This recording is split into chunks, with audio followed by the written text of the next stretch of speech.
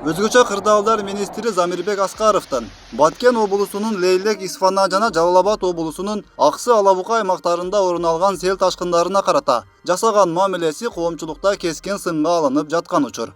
Анткени Аскаров 1-2 май күндөрү сел болгон жерлерге өзү баш болуп жетип барып, тийиштүү чараларды көргөн жок. Мунун себебин министр мындайча түшүндүргөн. 2 майда 18:30 чамасында катуу жаанды биз ончолук деңгээлде келет деп күткөн эмеспиз. Жыл сайын анчалык деңгээлде сел келбеши ал жерден. Бирок ошол катталганда биз өзүбүздүн түштүктөгү орун басарымы топтор менен жиберип жеринде ошол жерде өздөрүнүн иштерин алып барышкан. Мына мурдагы күнү кетип аткан жерден биз Сосновкадан кайттык. Ошол жерде кетип атканда мына жогорку кеңеште заседание болот, өзү кырдаалдар министрлиги жеке өзү катышсын дегенден биз кайра калып калдык. Замирбек Барбаевич, 4 күн өттү. Сиз 3-үндө деле барсаңыз болмок, 4-үндө деле барсаңыз болмок. Анан бүгүн жогорку кеңеште отурумду 2 күн мурун айтылгандан кийин сиз жолдон кайтып келгениңиз бир аз чындыкка дал келбей калат. Министрдин бул сөзүнө карата Кыргызстандын мурдагы өзгөчө кырдаалдар министри генерал-майор Камчыбек Ташиев Facebook баракчасына буларды жазды. Урматтуу өзгөчө кырдаалдар министри, сиздин кечеги жогорку кеңештин отурумундагы сүйлөгөн сөзүңүздү угуп, мен мурунку өзгөчө кырдаалдар министри катары өтө капа болдум жана министрликтин жумушун аткара албай жатканыңызга өкүндүм. Себеби сиздин туура чечим кабыл алганыңыз жана жеке өзүңүздүн жаныңызды аябастан тобокелге салып жасаган аракетиңизден адамдардын өмүрү жана коопсуздугу сакталат.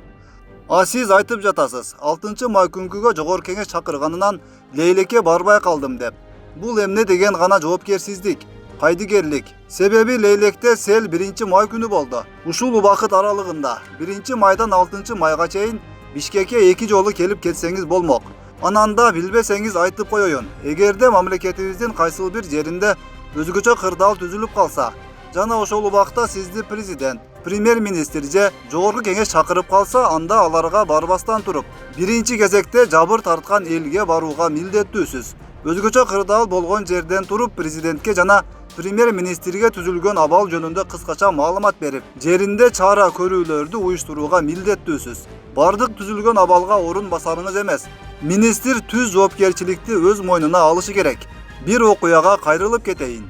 2008 жылы 6 октябрда Алай районунун Нуура айылында күчү 6,8 балга жеткен жер титиреди. Түнкү саат 2-лерде маалыматты алдык. Бирок кыйроолордун мынчалык чоң масштабта экенин биле элекпиз.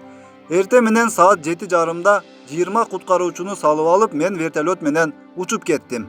Нуура айылына жеткенимде президент байланышка чыкты. Менде спутник байланыштуу аппаратым жанымда эле. Анан эле уруша баштады. Тез жөнөгүлө, жардамды уюштургула деп. Мен айттым, мен ушул жердемин, жумушту баштадык деп. Президент дагы урушту. Сен каякта жүрөсүн? Мен Нуура жөнүндө айтып жатам деп. Мен дагы айттым, урматтуу президент, мен Нуурадамын десем, өтө таң калды. Сен кантип барып калдың деп. Ошондо президент айтты, эмне кылыш керек деп. Мен айттым, менде бир эле вертолетум бар. Бул жерде жарадар болгон тирүү 200-гө жакын адамдар бар экен. Ошолорду Ошко ташыш керек. Мага аскердик вертолетторду колдонууга уруксат бериң десем, канча саатта вертолет жетет экен деди. Мен айттым, 2-2,5 саатта десем, президент 3 сааттан кийин тосуп ал жана колдон келген бардык нерселерди аябастан адамдарга камкордукту көргүн деп тапшырма берди. Ал убакта Ош Иркештам жолу бүтө элек болчу. Эгерде жарадар адамдарды машина менен 11-12 саатта Ошко ташысак, көпчүлүгүн жоготуп алмакпыз. 3 сааттан кийин аскердик 3 учак келди. Ошондо өзгөчө кырдаалдар министрлигинин вертолету 3 рейс. Ал эми аскердик учактар 2 рейс жасашты жана бардык жарадар болгон адамдарды Ошко больницага жеткирдик. Ошондо да бир 15 жашар кызыбыз больницада көз жумду. Убакыттан утулуп үлгүрбөй калдым. Урматтуу министр, мен буларды эмнеге айттым? Себеби өзгөчө кырдаалдар министрлиги бул өтө жооптуу, кооптуу жана жабыркаган адамдар үмүт менен күткөн, өмүр менен өлүмдүн, кайгы менен үмүттүн отун жандыра турган мамлекеттик кызмат. Эгерде ушул милдеттерди түшүнсөңүз, кечеки Лейлек, Базар Коргон, Нокен, Аксы райондорундагы жабыркаган элге жеке министр катары барып, элдин көңүлүн, духун көтөрүп, элге жардам бере албай калганыңыз үчүн жоопкерчиликке тартылышыңыз керек жана ыктыярдуу отставкага кетиңиз.